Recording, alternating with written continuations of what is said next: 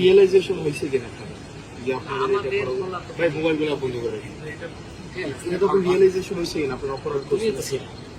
আমরা তো ছিলাম বলতে স্যার, আমরা তো আপনারা অপরাধ করছেন যে ছাত্রলীগ নির্যাতন নিপীড়ন করছে, আপনারা এগুলোর ইন্ধন দিচ্ছেন, এগুলো নিয়ে স্যার আপনার অনুতপ্ত কিনা স্যার? তোমার কথাগুলো কেমন না আছে? কেমন না স্যার? আপনি তুমিও তো আমাদের মধ্যে ছিল না, আমি আপনাদের মধ্যে ছিলাম, আমি আপনাদের বিরোধিতা করছি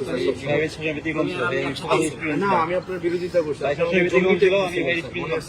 আপনি আমার জঙ্গি ট্যাগ দিয়েছিলেন ওই ইয়াতে রেজিস্টার বিল্ডিং এ, আপনি বলছিলেন আমি জঙ্গি।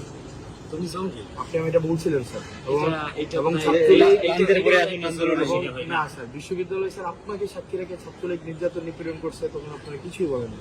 এবং স্যার রিয়েলাইজেশন হলে তো ফাইন, আপনারা আমাদের সমাজের বিবেক, রিয়েলাইজেশন এটা হয় কিনা যে স্যার এটা অত্যাচার, আপনাদের এই রিয়েলাইজেশন হয় কিনা স্যার? আমাদের বলা তো ওইটা তো বলো, প্রত্যেকটা মানুষের ব্যক্তিগতভাবে মনে করি যে কোনো অন্যায় হইলে সেটা স্যার আপনার সময় অন্যায় হয় না স্যার, গ্যাস্ট্রোন গণরম অন্যায় হয় না, গ্যাস্ট্রোন গণরম তো ধারাবাহিকভাবে প্রক্রিয়া চলে আসে। এটা আপনার সময় ছিল না, আমার সময় ছিল, কিন্তু আমার কিন্তু উদ্যোগগুলো আমারই নেওয়া ছিল।